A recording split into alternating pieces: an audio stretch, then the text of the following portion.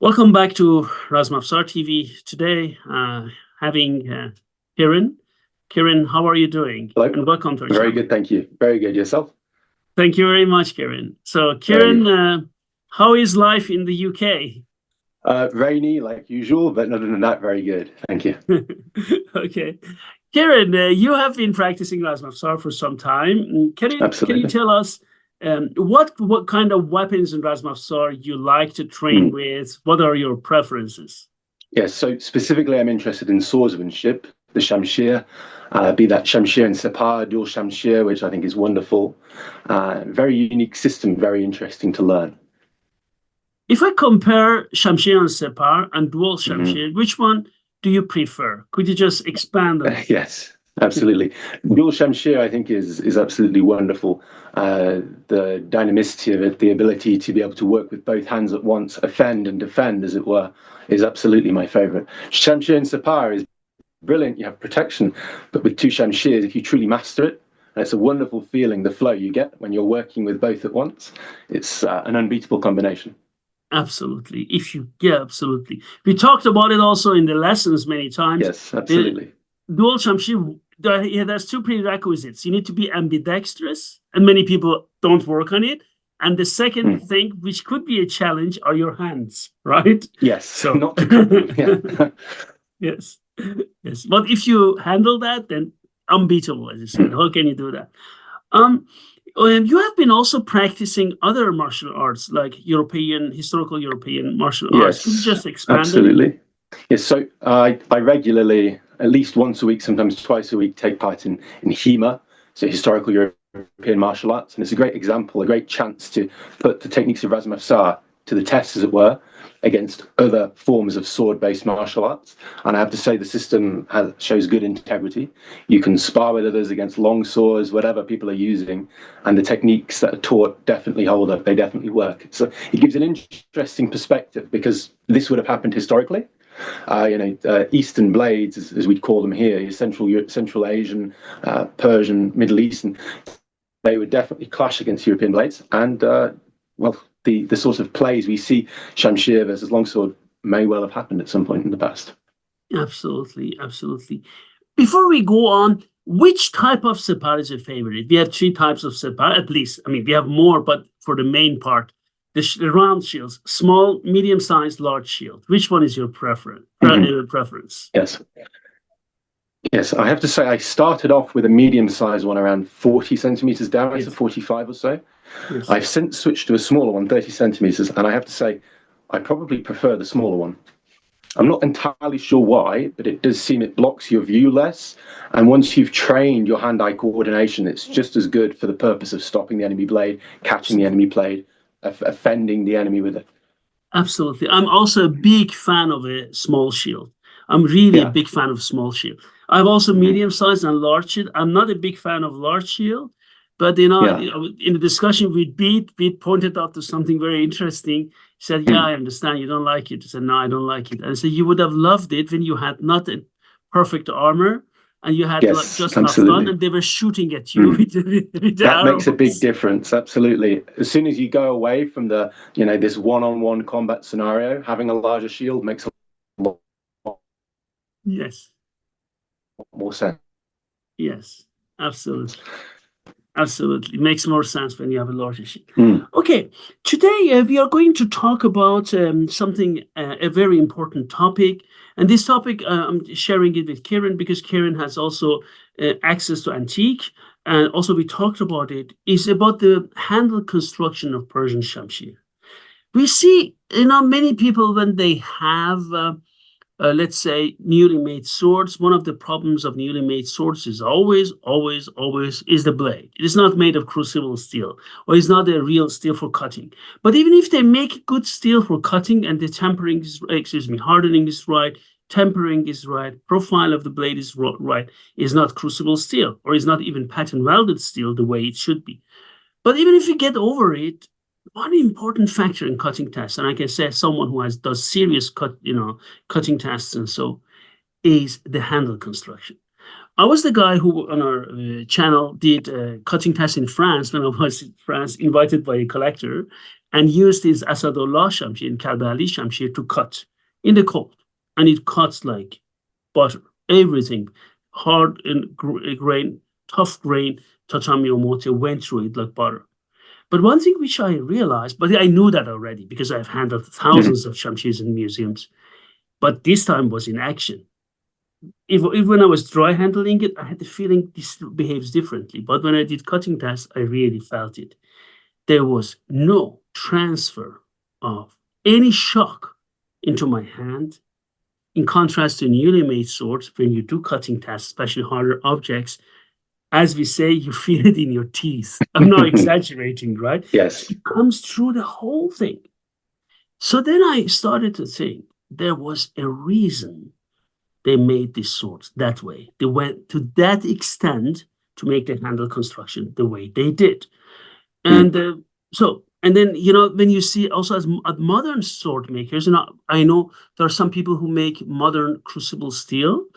Okay, there are some of them are very nice, but okay, they cannot replicate the pattern. But one thing which is very interesting, I've not seen one of them who can make the handle construction the real. Absolutely. Although they make, look, Kieran, they make a crucible steel. Which is impressive. You have to admit it is impressive that they've managed to recreate it. Yeah, you need to pay at least for a blade 6,000, 10,000, even for a newly made one, because it's lots of work. But then I ask myself, if you guys make lots of work, put so much work in it to replicate a crucible steel, okay, the pattern is not as beautiful as Safavid period, okay, but then why don't you make the handle correctly? Yeah, absolutely. And it's a tragedy. It's an absolute tragedy that they put the work into recreating what can be seen as perhaps the hardest part of recreating these antique Persian blades, and they fall short at something that could easily be fixed, to be honest. You've got the research done, you've got the information available, it just seems to be the unknown or ignored. Yes. The research, as I did it with a physics professor at a renowned university, Shahid Beheshti in Tehran, is Professor Arjmandi. So we measured that, we went through that, because the whole idea was Sirishom Panir, or Zaj Sefid. In one of those manuscripts, and I've translated, we'll be publishing the whole manuscript, which is in alchemy this year, and part of it talks about how to replicate it. And that's what, in a scientific magazine, I translated into English, and Professor Arjmandi and his team replicated it in Tehran. So then he told me this adhesive material is one of the toughest adhesives, even tougher than any industrial adhesive he has seen. And this guy is a physics professor, a natural scientist. Now, he went through different tasks. We went through different tasks. So Manouchehr, do you think it's like that? What does the text means? Because even with archery is the same. Does it mean it that way, or with swordsmanship? So he went through that extent, we replicated it. But it's not only the adhesive material, because we realized that the blade, which is this, has a tank, right, which is then whole and then it's riveted. But then this tank has another part which goes on top of that tank, and that part goes into pommel cap. So they're separated. Shock absorbers. Okay. Yes. And now the question is, I was talking to a reproduction, a company which does reproduction, and then he said to me, "Oh, Manouchehr, why should we do that? People don't need that for fencing. They just need a blade and they fence." And I say, yeah, exactly, that's the whole problem. As much as I like sparring and fencing, We need to understand, guys, we are not fighting, thanks heaven, thanks heaven, we are not fighting with sharps, right? Because we are doing sport. But then we need to really be aware of that. It's not only I hit you, you hit me, all these things. When you train with sharps, so that's what cutting test is also important. And then when we do cutting tests, cutting test is not, I don't want to mention his name, he's a friend of mine, an American, very, very tough guy. He can really cut with katana, lots of objects, but then he always goes through them with tons of power, modern made katana, which are also not traditionally made. Because if you look at katana, the way it's made, they're shock absorbers as well. So shock absorption is extremely important for sharp swords, which no one talks about them. And this is very important. Excuse me, I just talked so much, just wanted to give the background. No, it's absolutely, it makes a lot of sense. No, and I think you mentioned a couple of things here I just want to pick up on. So first of all, a lot of the modern makers, they've got different motives involved, right? So maybe they're making a weapon for modern fencing. And I have to say, when it comes to modern fencing, the expense of going through the methods of using, a nice wood crucible steel pull head, if you want to call it, going through the efforts of creating that nice steel and then doing a wonderfully ornate, beautiful handle construction with the shock absorption, only for the sword to then eventually be bashed up in sparring, because they do naturally break in sparring.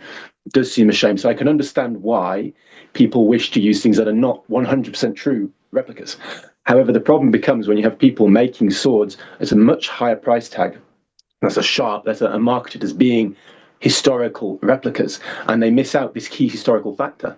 Because again, in the world of sword collecting and people who are interested in swords, not everyone has access to an antique, and those who have access to an antique, maybe they want to know what it was like to cut with one. They don't want to cut with an antique, you'll break the antique. So there needs to be somebody somewhere in the market who creates blades that are true replicas with the shock absorption, with the crucible steel, with all of the technology and techniques that were used then, in order to give a proper context. Because you get many people reviewing swords in the internet saying, oh, and they get this impression, oh, Shamshirs can't do this, Shamshirs can't do that. And all of this is marketed as being true replicas, when in fact they could not be further. As you put it before, they are Shamshir-like objects, Shamshir-shaped objects. They're not real, historically accurate swords.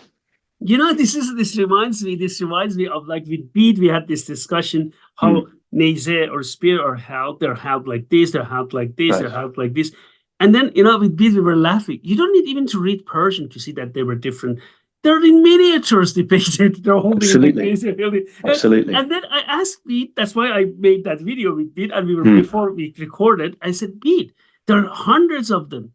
And Beat said something very interesting. Well, you published them all in your book because you published hundreds of them. You had the permission from Iranian museums. They were small, and people didn't use a magnifying glass to look at them. That would make sense. Yeah, that's what they talked about that. So let me just share this here with you, and then and with our here. Okay, this is a beautiful Persian Shamshir from Alqarashi Kuwaiti collection. Mr. Alqarashi has a very important collection, and this is one of them. Just that's what we talk about, an intact Safavid period Shamshir. So please, guys, take a look at it, how beautiful it is. Patterned crucible steel. Look, everything looks so beautiful. That's the baby we are talking about, right? Yeah, very nice. Look how nice it is. And when you come to the handle, and the handle of this, which is also from our article, you see that we have bolchagh, and this is this bolchagh, which we will talk about it, handguard, bolchagh. Then we have, this is the edge, this is the blade, and then this is this whitish adhesive material, or adhesive, right? Then this is the tang band, which goes around, ahanak in Persian, tang band. And this is called zaj safid, white adhesive material. Handguard is bolchagh scale, which is made here in this case of walrus ivory. And pommel cap, which is called kolahak, small kolah means small cap, right? Small hat, if you want to translate it one-to-one. So that's the whole construction. From outside, right? Not from inside. Do you want to say something about that, please? Yes, I was going to say, so there are a couple of interesting notes here, right? Especially when it comes to that scale construction you've mentioned before about walrus ivory and the interesting properties it has. I think one of the biggest challenges for any modern reproduction would be replicating that specific property, right? I won't go into too much detail into it yet. I'll leave you to talk about it. But you can't use ivory today for obvious reasons, right? And that's a real problem because historically, a lot of the examples, especially the higher quality Shamshirs, they have specifically walrus ivory grips. Shamshirs come in different handle scales, also in Iranian museums, and they're untouched. Like also from generals, from kings, which are in my book, Arms Number from Iran. But over 85 to 90% of them have walrus ivory. Some of them have elephant ivory. Some of them have stag horn. Some of them have buffalo horn. But majority of them, absolute majority, 85 to 90, have walrus ivory. Yeah. Now, the reasons for having walrus ivory are three. Go ahead, please. I was just going to ask an interesting question. Did you come across any that have wooden handles? No. No. Oh, yes, yes, I stand corrected. I stand corrected. Two. Okay. Two. But very few, relatively speaking. Two, and they are from late Qajar period. Okay. Very late. Very late. Yeah. Two wooden handles. Two. And I've handled, like, believe me when I say hundreds of more than thousands. Yeah. In museums, right? And yes, two. Yes, one, two. Fascinating. Very, very few compared to how common wood is as a scale material on modern swords, modern reproductions. You're right, actually. Yeah, you're right. You're right. Complete disbalance in many ways. Yeah. Yeah, completely. So they're mostly, as I said, most of them are walrus ivory, followed by elephant ivory, then followed by stag horn, which are these nice, like some of these hunting knives, stag and buffalo horn. They're the same proportion. And then wood, I don't even count it, yes, because I just need to, two, I've seen two. Yes. Very few, yeah. Yes. So, and walrus, because, they left, if you look at the antiques, even, they left at least their hands here naked, because they wanted, even if they had bazuband here, because they wanted that skin to be in touch with the handle scale, with this part. Yes. The reason is, in either, as in like Futuwatname Sultani said, you greet your Shamshir, before your Shamshir, you spit in your hand, and then you put it on your head and greet it. Then maybe you say, why do you spit in your hand? The reason you spit in your hand, even you don't need to spit, because if you start to sweat, when you have even khaftan, you don't need to have a complete armor. You start to sweat and it goes to your hand. Yeah. And then the walrus ivory sticks to your hand.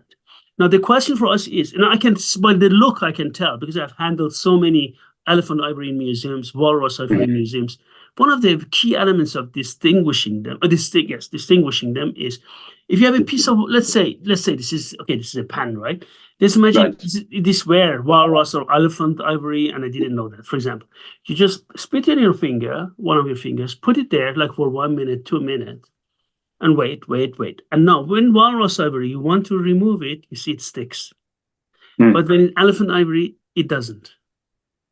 So walrus ivory used to stick to your hand. Now, people say there are two elements which people don't know that. Not all, I don't agree that all of them had, but most Shamshirs had one thing. They had a band made of leather, which went to this part, wrapped around it, and then came here. Interesting. But not all of them had that. It's not true they lost all of them. No. Those who have that, you see traces of the walrus, like they just get rid of it. It goes down a bit, right?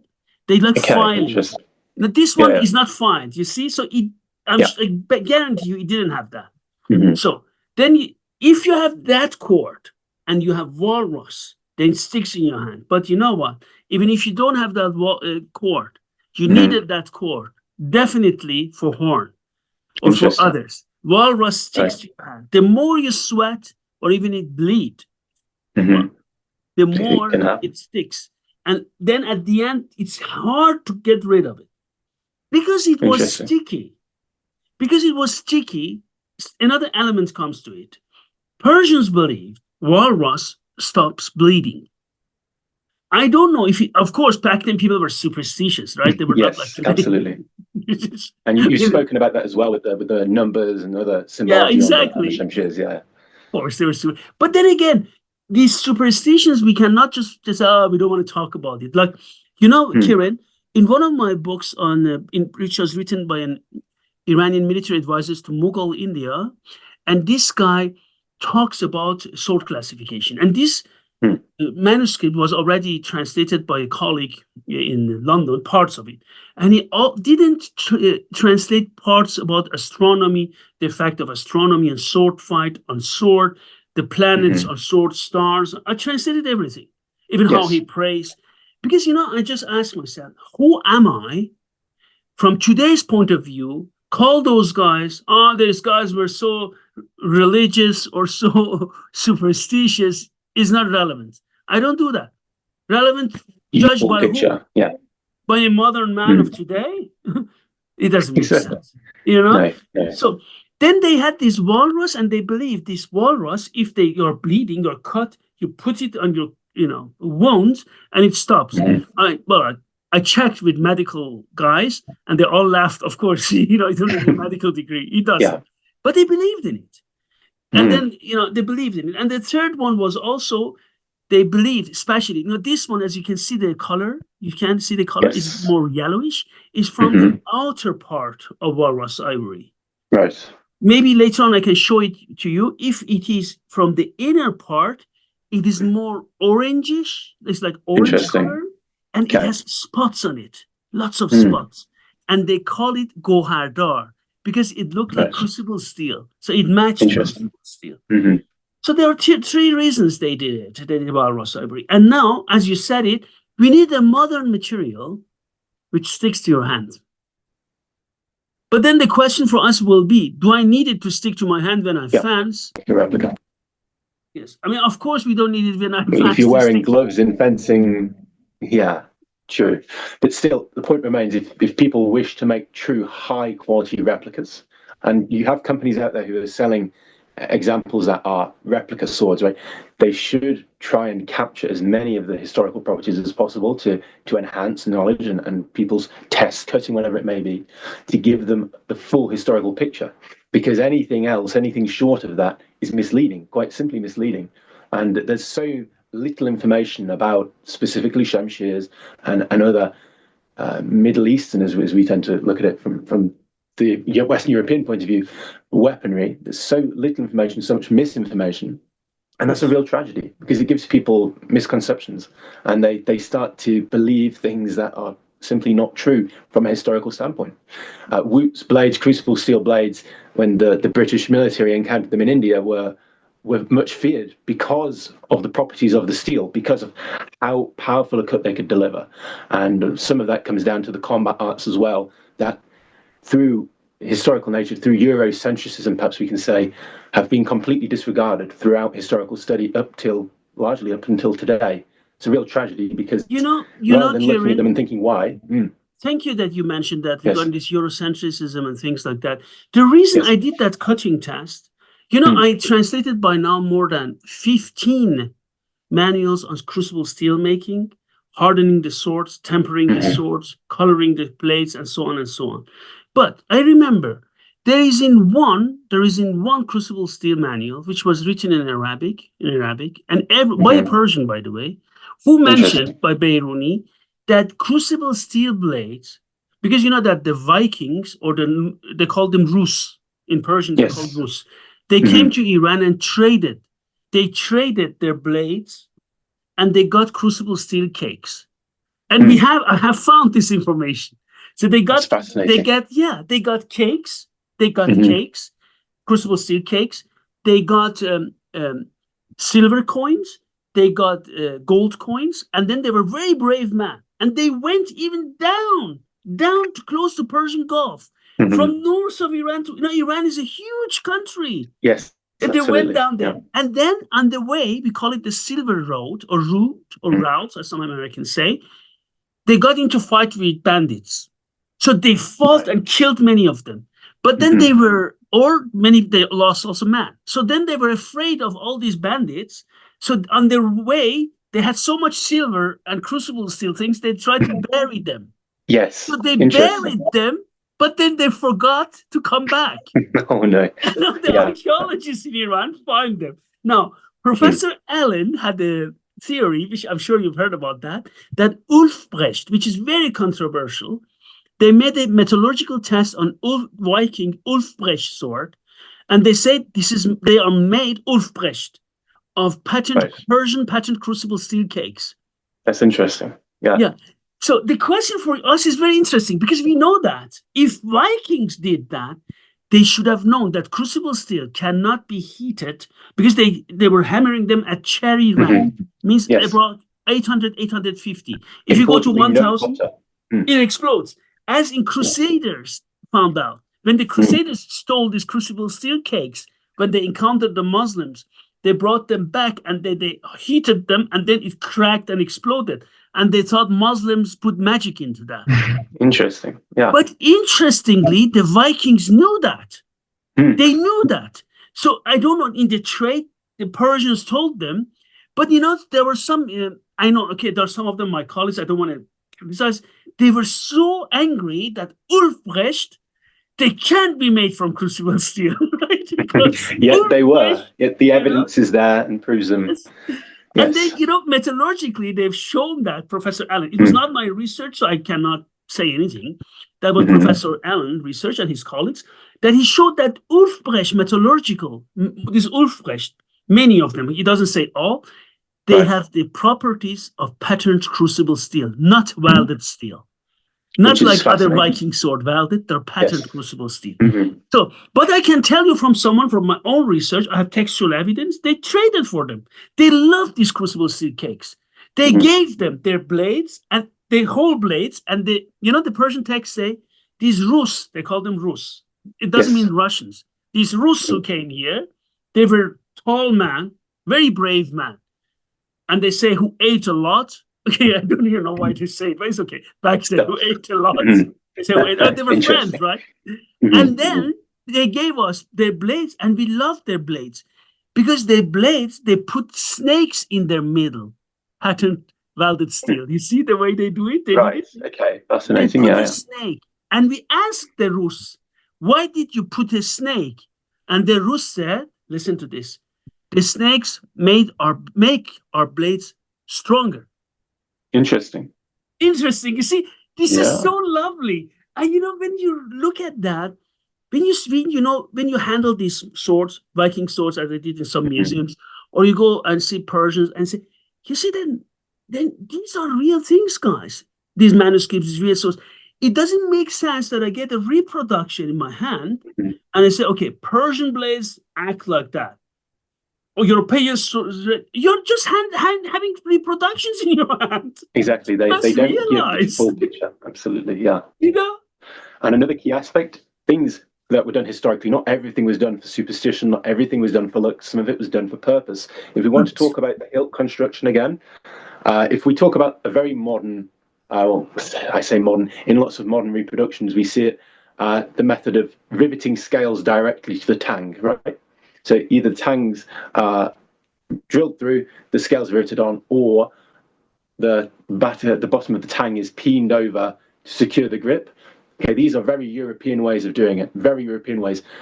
Such technology has been around since the Bronze Age, whereas in Persia, specifically in Persia, they moved away from that. There had to be a reason for that, more than just superstition, more than just some belief. There had to be some, at least semi-scientific reason for doing it. And you mentioned the pattern welding in the blade, perhaps having that layer of a different material or a different color gave it more of a composite effect in terms of the way it bends, in terms of the stresses in the material. So whilst there's always perhaps an element of superstition, there's also a true practical combat reason.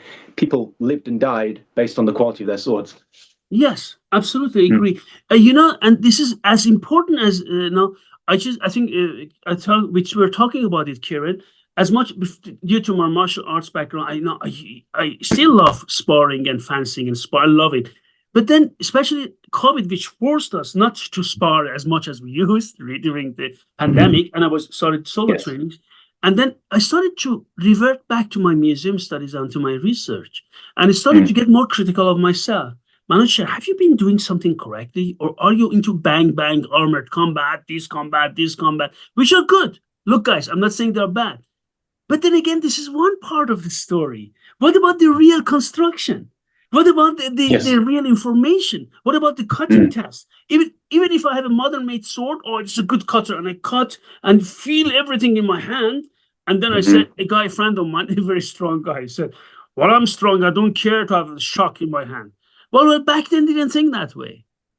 No. Back then, they didn't think that way, right? Because as you said it, Kieran, their life was in line. They wanted not, back then they didn't think that way. The very best, and only the best, Yeah. They didn't think that way.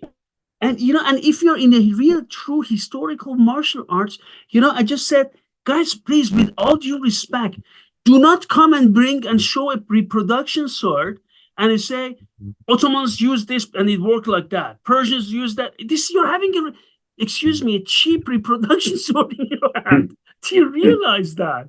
And it is very important to just mention that.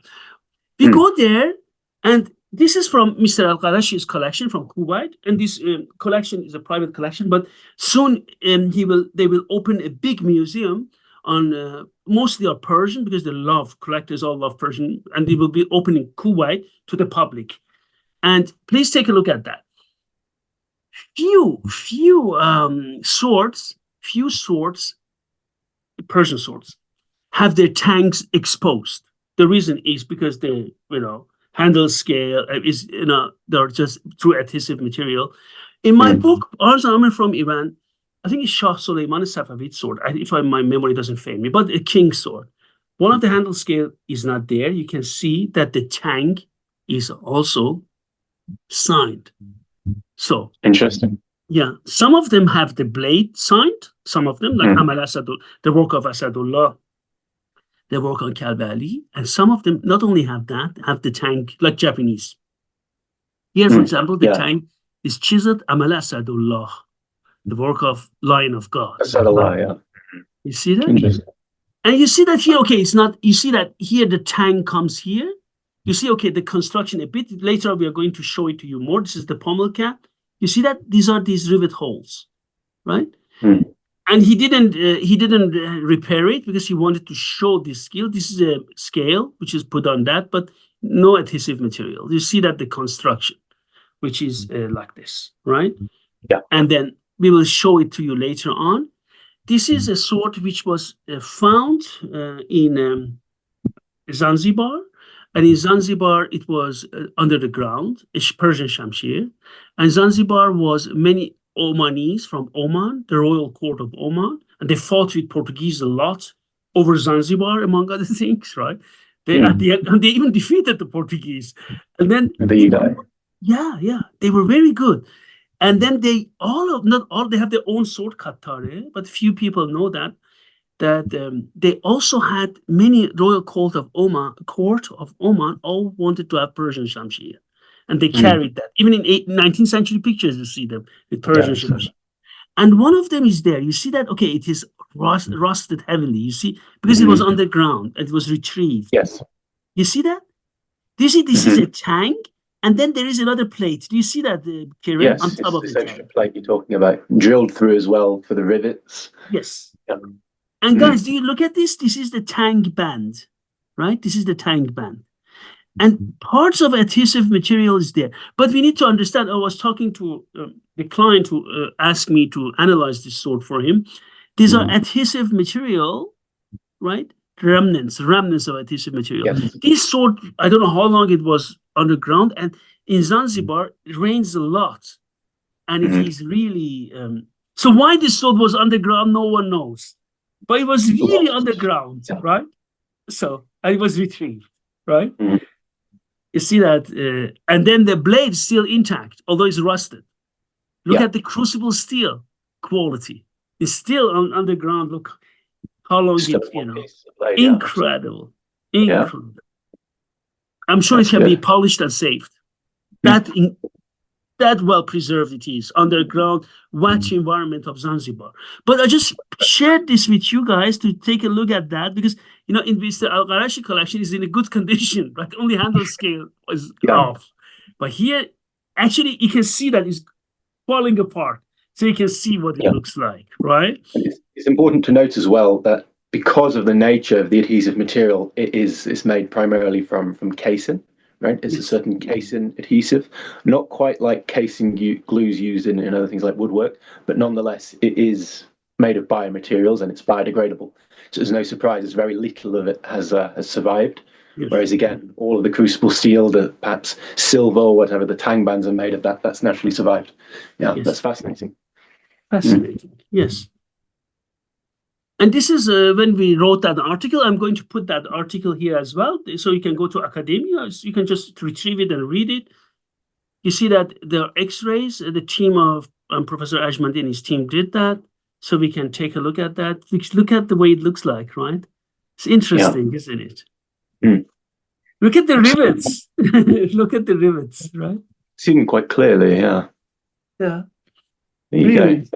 And I think that's another interesting point to note because actually on a lot of these blades, the Persian ones specifically, just at a glance, you can't always tell the rivets are there. They tend to be quite well hidden. They tend to be quite small in diameter actually, going through. So it's not just the glue. It's not just this multi-layered construction. It's all of it together provides the end result. And it wasn't just done because rivets alone, we know from European examples, rivets hold the blade just fine. You don't need the glue to keep the blade together. The glue must be there for some extra purpose, as you mentioned, maybe shock absorption. Yes, exactly.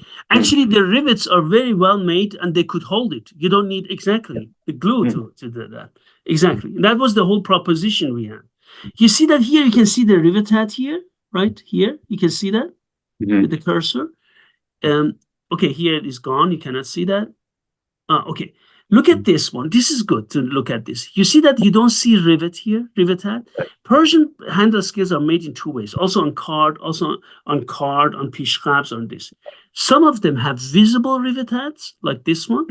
Okay, I cannot tell here. These two I cannot tell. This, riveted. And some of them don't. These ones which don't, means they put the rivet head until the middle before it gets out of the handle scale. Then they put the rivet head, and then the whole handle scale comes on that top. So then the rivet head cannot be seen. So, but cards and pishkhabs, most of them have that way. Not all of them, most of them. So you don't see the rivet head on them, but they have rivets. All of them have rivets. Which is interesting, because that ultimately gives that extra layer of strength. And I think this is maybe one of the concerns and misconceptions that a lot of, because you see it in online forums as well surrounding Indian blades, which use a slightly different adhesive. It's more of a black coloured one. I believe it's from a lac, a certain resin, right? And you get a lot of people under the impression, right, well, that alone, how's that ever going to possibly hold a sword in combat? But when you have a mix of adhesive, not just to keep the blade in place, the shock absorption, you end up, there's no question about it. Yes. Very fast. Exactly. So this was this one. And then here we come here and to take a look at that. The handle ball chalk, as we can see it here, and then they were welded together. Look at this. They're made of 4 pieces. Frontal piece made of crucible steel. Another piece. Okay, you cannot say which one is front, which one is in back, but they're the same. 2 pieces, yes. Yes, 2 pieces, exactly. Then the side pieces, you can see that here with the knob. And please remember Persian Shamshirs. They're not all in knob. They're different forms. In general, there are 3 forms. Some of them end up in a knob, most of them. Some of them end up, we call them spatulated quillins. They're like spatulated. Like I love this spatulated. You've seen that. I love them. They look like 2 hands. And one of them, they go down dragon hats. The dragon hats. They go like dragon hats. Anyhow, and please take a look at that. 4. You see that? And these 4 are here welded. They're welded lines. And then they put these adhesive materials. this, yes, Zaja Safid, as we say it here. Yeah. Amazing, isn't it? It's fascinating as well because it shows the strength of the adhesive. If this is the construction, yes, you have some forge welding together, but you can't necessarily guarantee that alone would hold. If you remove the adhesive, this crossguard will not hold the attack of another weapon. No way. But with the adhesive, all of a sudden it becomes a lot stronger, right? And that's very fascinating because this technology, you don't find it outside of the Indo-Persian region, not at all. No, you don't. Yeah. Please take a look at these welded lines. You see that here? Professor Arjmandi and his team, they did it on purpose, so we can take a look at that. You see that? See the difference? Yeah. Magnificent. Magnificent. Yeah. And this is this manuscript which I found. Again, this is going to be my new book. I've already finished the translation and I'm annotating it. And this part is on how to make this adhesive material. The manuscript is called Jawahir al-Sanaye, Jewels of Crafts. And it talks about alchemy, and making crucible steel is also part of alchemy, by the way. So they thought this, interesting, right? So everything they do about that, and this manuscript also talks about what kind of glue you should use, and it gives also a recipe for that to glue the feathers, the plume, to your arrows. Right. Yeah, and they also give a recipe how to use naphtha. They use this naphtha, this special oil, inflammable oils they use in catapults and throw. Yeah. Also gives this. Okay, I need to talk to some, for replicating, we need to go to some technical university because this is dangerous. Replicate and test it, of course, yeah, has to be done. Test it, yes. We need I need to talk to fire brigades, but I'm sure they will allow that. That's the main one, yeah, make sure you don't set fire to the city. But exactly.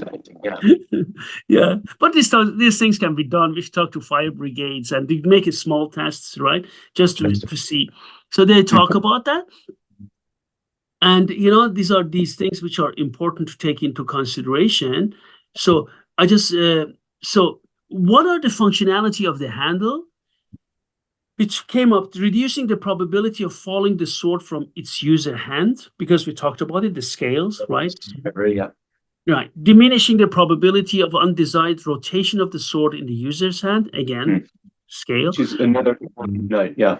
And I want to say, there's another thing you see in some reproductions. Now, interestingly, on a lot of the antique Shamshir, the Persian ones, they have very, very thin, narrow grips that you don't see on a lot of modern ones. But because of the tang band, you have two hemispherical scales separated to make it a rectangular form. You can hold it in your hand properly, index the sword. It doesn't rotate on you. Yes. Absolutely. Then you optimize the weight distribution along the sword to reduce the impact shock force on the user's hand, increasing the impact force on the target. In this article, we calculate the impact and from physical proportion, right? So that it really is dampen the whole things, right? And to protect the user's hand from the opponent's weapon, okay, this is the guard, clear. Providing comfortable surface to hold to prevent any skin injury on the user's hand, making the sword more beautiful, of course, because of these walrus, and preventing the transfer of impact shock waves to the user's hand. The last one is extremely important if you do cutting test. This is the dampening the shock.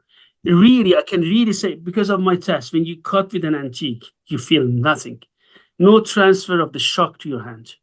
Reduce the chance of injury, right? Because in combat, not every cut is going to land the way you expect. Maybe it lands at an odd angle. Maybe you get shoved, pushed. Maybe you hit some solid armor or another weapon. And that impact over time can lead to far more severe injuries. We know today the damage that people take from continuous vibration over time, right? When working with pneumatic tools, digging roads or whatever it may be. That consideration is often overlooked. An injured warrior cannot fight. So you need to take care of what is keeping you alive. That's your hands as much as anything else. Yeah. Yes. And I just put it here, the translation, which is used in our article, which I translated. Okay, you can read the article yourself. We are not going through it, right? This is the clear description of it, right? Of the whole part of it, which is on how to make this adhesive material. So you can see it again. I'm going to give the link so you can go. I mean, academia, everyone can access it. It's free of charge. And this is, again, that this test was done in Shahid Beheshti in the university there, right, in the lab. And you can see that how again how they did it, right? And it is beautiful, isn't it? Right? Absolutely. Yeah, it's really beautiful how this one was done. And then, yeah, this is really, really beautiful, which makes it really beautiful to take a look at that. I'm just going to stop and I give the floor now to you, because now Kieran wants to share some pictures with us, please. And I also have to hand the antiques themselves. So I put on some gloves. And I say antiques, there is only one true antique in here. The others are reproductions. And I have to say the reproductions are not always of the best quality. So quite interesting to know. But we'll start with some pictures. Mm-hmm. So share here with my phone. Yeah. The first thing I'd like to demonstrate is a modern true Wootz blade. Sorry, not modern, an antique true Wootz blade. And you can see here very clearly the pattern, very clearly visible, wonderful pattern of true crucible steel. And that can be compared with these reproductions, which are sold. And it's a sad reality, but there are certain sellers around the world, especially in India, that sell things as being Wootz crucible steel when in fact they're not. And you need to be very careful, because only true crucible pattern steel looks that way. So let's see another photo. And this here is the handle of one such reproduction from India. Absolutely beautiful, but nonetheless detached. And you'll see very, very soon why. And it's because the technology, the ancient technology, is not followed. And you can see here the different colored resin. This is not the white resin. This is not the, what's it called? Sorry, Zarj. Safed, yes. Zarja Safed. This is not Zarja Safed. This is the Indian equivalent, as it were. And you can see the blade is glued in place, as it were. Yeah. And we move on now to the next picture. Mm-hmm. The next picture here being, as you can see, one second. You see, so this is, again, we talk about the construction of multiple pieces. You can actually see. If you, I'm not sure if you can zoom. Yeah, I can see that. But just join between connection again, the connection, which is fascinating. So even though there are problems with these Indian reproductions, you do still see some of the traditions, some of the heritage has been passed down, and it's still fascinating to look at. Yeah. Now, I'll skip ahead to one point here. So you can see very much the same sort of historical construction is used. You can see a little bit there where the pearl-like scale has broken away. You can see the same orange-brown sort of adhesive material. Oh, yeah, you can. Yeah. Highlights this interesting composite construction. Let's move on again to, and you'll notice they're often decorated with silver or materials. This is quite typical of Indian examples. It's a technique called koftgari. I'm not sure how common that was in Persia itself, right? It is. I'm going. Yeah, it's koftgari exactly. Yeah. You say, yeah, that's right. I wanted to just say here quickly. You can see.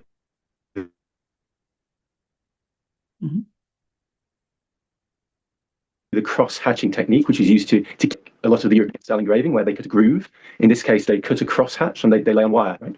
And maybe, I don't know if you've done a video yet about the gold inlay and the engraving, because it's a very common feature to see on the handles, actually. Yes. Yeah. Persian blades, I mean, there are different ones. They also, some of them use, this is koftgari or kuftagari, as we call it, is a hatched, cross-hatched. Then they put like a wire, gold wire or silver wire, and they hammer it so it sticks to there. Of course, the problem of it is very stable. Then they just, it's also stable, but not as stable as inlay or true inlay. True inlay, what is a Persian way. Most Persian things are true inlay, but not all. They also use overlay, as this one is overlay. Koftagari is overlay. True inlay, there are different methods. The best true inlay, imagine you have a blade, right? They cut into the, okay, I'm just exaggerating, like this. Okay, not that much, but like this. But you see this gold wire or silver wire on top, but below it goes like this. So there's so much gold below, much more than you see on top. So even if this top falls, the rest of it again comes up, pushes up. So you have a channel beneath that. A channel, and exactly. This is, and then there are sometimes people misunderstand the gold inlay, because gold inlay is, we call it zarnishan, exactly. This type of zarnishan, talokubi, excuse me, gold inlay is talokubi, but the one type of it is zarnishan. What zarnishan means is also gold inlay, but then part of the gold, they bring it up. So then it gets out, the gold or the silver gets out of the, this is something is coming up. It's not flat. This is zarnishan. And then there are also another method, which is a different method, is gilding. So what they do, they gild the surface, but Europeans use it as well. And then they remove and write or make, flowers. They remove that gilding. So there are different methods. Gold inlay, flat gold inlay, raised gold inlay, cross-hatched overlay, and then gilding. 4 major methods. There are also more, but then you can then categorize each one of them again into different ones. But these are very beautiful. All of them are beautiful. Sometimes people look down at cross-hatched material overlay. Oh, it's not good. True inlay is good. Back then, Persians didn't look at it that way. So there are different methods of decorations. Absolutely. Yeah. That's another part, another reason for sure why these blades were so prized, right? Not just because of their functionality, but also because they're often very beautiful. Now, I want to demonstrate one more picture here of reproduction, a modern Indian reproduction. This is a different one, but you can see again that seam where it's quite clear. This guard has been made of multiple pieces, right? Much as you described. So it's interesting that much of the historical has survived. Just a lot of the European, and not just European, reproduction makers don't seem to want to pay attention to it. Now, I'm going to get to perhaps the most interesting part, which is a true Persian antique blade. And you can see in this picture here quite clearly that there is the Zaja Safir holding it in place. That's it. That's Zaja Safir. Yeah. Absolutely wonderful. Wonderful. And you'll notice, I took that picture away quite quickly, but you'll notice nonetheless, let's bring it back, that this does have a solid crossguard construction, right? This is not made from multiple pieces, which I suppose you get different types. They're not all. Yes. I just wanted to mention that. That's what Dr. Arjmandi showed and his team. This is one of multiple. There are also examples of a solid pieces as this one. Just wanted to add to that. It's good that you bring this up. Exactly. The handle is also made of crucible steel. Very beautiful. This is wonderful. Wonderful. So there's a couple more here. That, again, we'll expand on the story. So this particular antique has clearly been damaged at some point, and you have a sort of orange glue holding it together, and you can see clearly where the rivets were. Yes. It's been damaged, maybe become loose, and they've used some sort of adhesive, not the Zaja Safir. I'm not sure what this is. Do you have any ideas? Oh, but I can do a material analysis on that. Not a problem. That would be fascinating to find out, because I'm not sure if this has been a more modern repair. I don't know where this antique has been stored, but it doesn't look like any adhesive you could buy off the shelf today. It's definitely not super glue. So no, it's not super glue.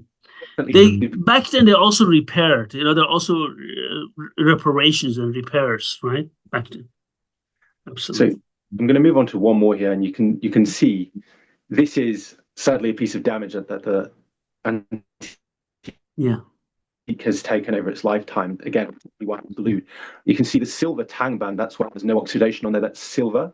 Your hand's coming into but you steel, it will rust very quickly. So you can understand the silver's not just for decoration. Absolutely. And behind it, the tang of the blade. Yes. And beneath that, you can see a little bit of the white adhesive as well, the Zaja Safir, which proves that the adhesive was poured all the way in, right through the whole hill, not just at the top, but all the way through. All the way through. All the way through. Yeah. Yes, that's true. Beautiful. Which is another key function.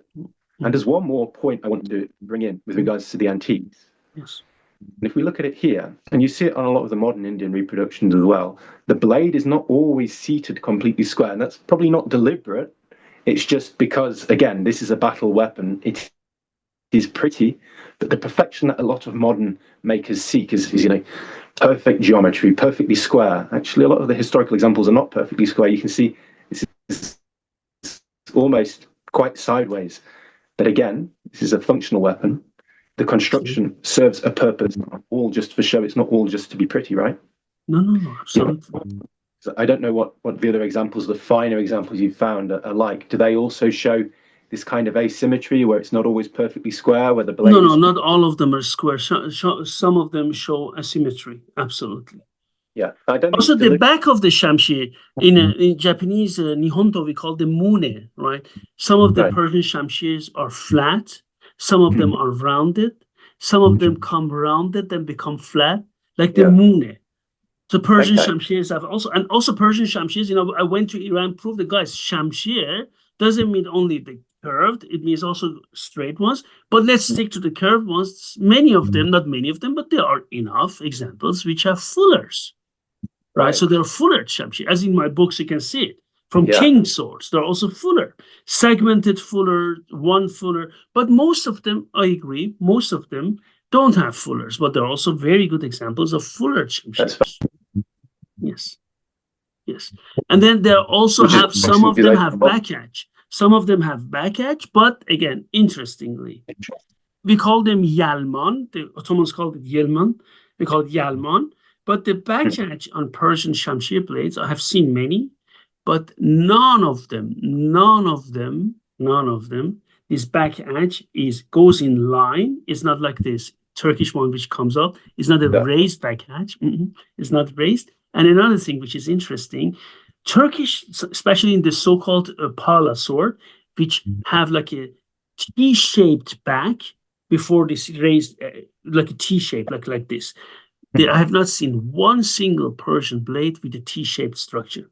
They're all like that. They're like back-shaped. Yeah, because I think this is another, again, some of it's probably a survivor bias. Like you say, certain blades that are of more higher quality, more prestige, they do survive. The ones that typically use yes, don't. But the fact that you have, that I've come across, when they think shamshir, if they know something about shamshir, they imagine no fuller and no false edge. But the fact that certain examples had it is fascinating information that I think is largely unknown. Because again, this is an interesting fact when it comes to sword classification. A lot of people say if it has the yalman, then it must be a Turkish sword. It must be a pala. It's not a shamshir. If it has a fuller, it's not a shamshir. But you're quite rightly pointing out that, and we've seen this as well, the small varieties we've seen where the crossguard is single piece or multiple pieces, not all of them are made the same. No. Another example here. So this is a close-up of some of the rivets, and you can see that the pommel cap is also riveted in place, right? It is, absolutely. For the pommel cap there. Yeah, you can see that. Yes, that's right.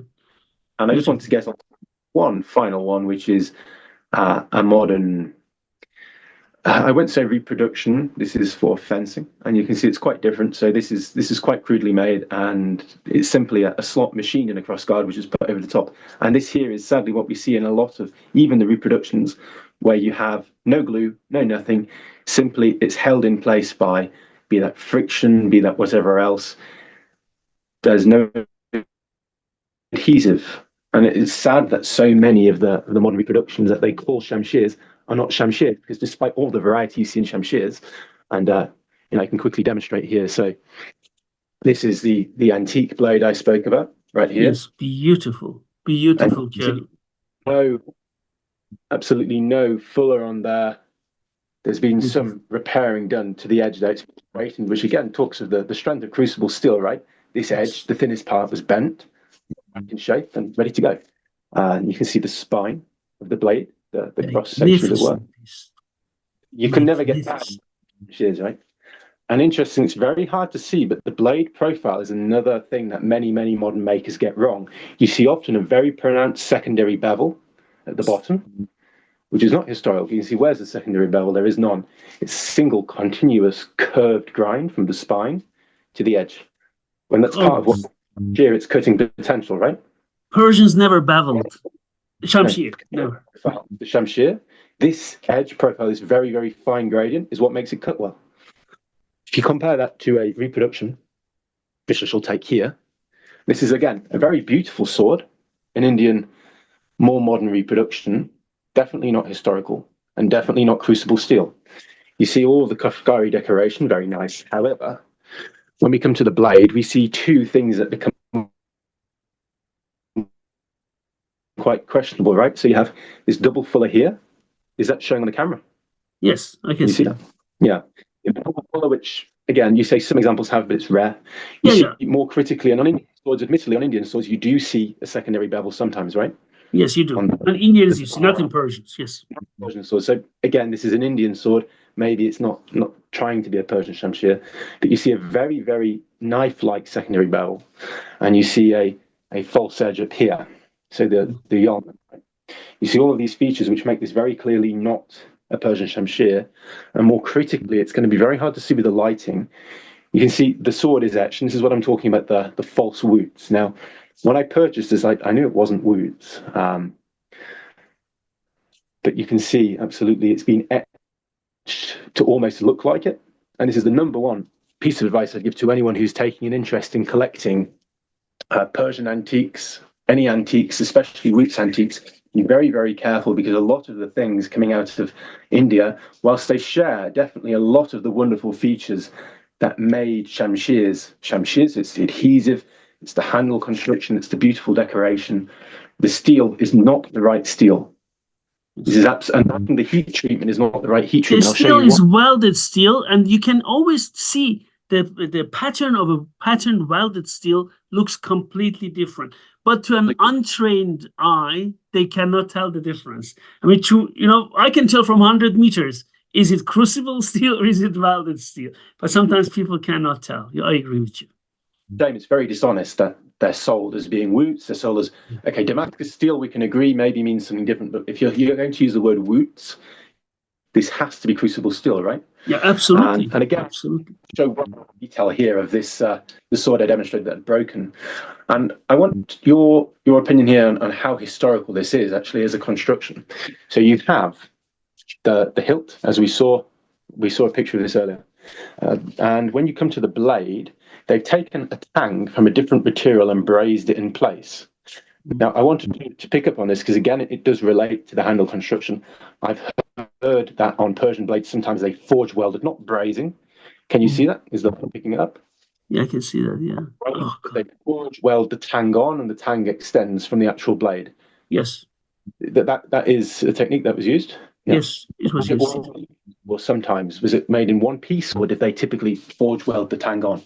Most of them are forge welded, right? But some of them were made of one piece. Yeah, which is fascinating. So this here is obviously not that. This is brazing. Do you see that in historical examples, or this is never? No. So you can see, again, it's fascinating how, even though clearly some Indian traditions, and this is the Indo-Persian traditions, right? Because we talk about the Mughal Empire, which controlled most of India, was in fact controlled by the courts and heavily influenced by Persians. Look, they had even Persian military advisors, like the book I mentioned, Aid to Sight, I published. This was an Iranian military advisor and sword connoisseur and swordsmanship master who went to India and then wrote a book on sword classification and classifies Persian swords, Ottoman swords, Indian swords, Hindu swords, European swords, Maghrebi swords, North African, talks about all and describes it from Mughal India. And we know that Mughal India, in order to produce excellent blades, they hired blade smiths, right, from Iran, from Persia to come there, and they were heavily, look, how many books I've translated that are written in Persian in India. In India, you can find many books from Mughal India written in Persian because it was the language of the empire. And they were heavily influenced by Persian culture, heavily influenced, yes, heavily. But that type of tank is meant to be broken. A lot of these reproductions. Yes. Exactly. And this is what I wanted to come on to, even though you have a lot of the technology has mostly survived. Yes. It's been corrupted. This is not a true battle weapon. This is a display weapon. A lot of them are made in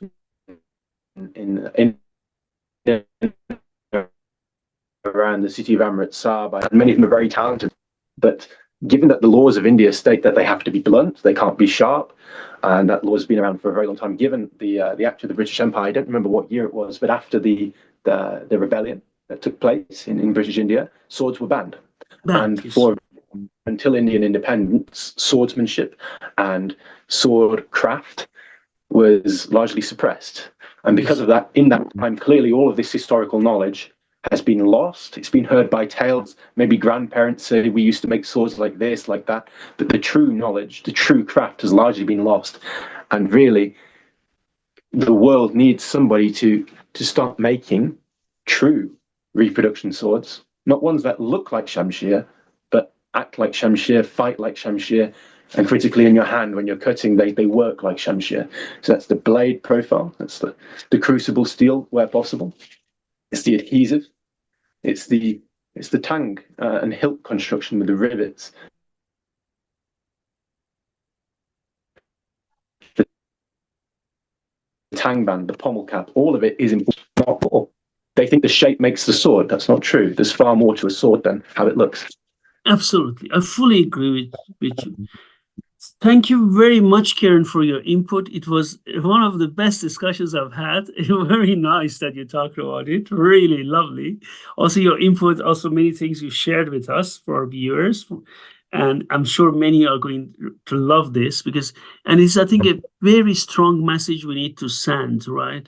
That what we do in historical swordsmanship, one part all of us like because we are martial artists, into swordsmanship, into fencing. Guys, this is only one part of it. Even when we do cutting tasks, and this cutting task, is also important to do it correctly with the right medium. Like a friend of mine, very strong fighter, and so I can cut even if I feel it in my teeth, I don't care. Well, it's not the question if you care or you don't care. The question is you need to have the right material, you don't feel it in your hands. That's the whole point behind it, right? Yeah. That's the whole point behind it. And these are these things which we really need to take into consideration and to see what we can do, what we can replicate, what we have. And these are all very important. You made a very good point. Just because something looks like a Shamshir, it is not a Shamshir. Yeah. Very important to take into consideration. Absolutely. Absolutely. Yeah. Absolutely. Thanks a lot, Kieran. Lovely. And I hope to have you back on our channel for these academic discussions. I think because I really love these academic discussions. Maybe I don't know. The more I do academic discussions also on the channel, because I have been writing a lot academically, but I think it's also very lovely because then it gives us new dimensions, to what we practice in Razmafzar. Because Razmafzar, one part of it is about fighting, another part is true research, and these ideas really give us all very good information to thrive on, to use that. Thanks a lot, and lovely pictures you shared with us. Thank you very much, and a lovely Shamshir, magnificent Shamshir. It's really beautiful. Thank you very much, and I wish you a nice day. See you then. Bye-bye.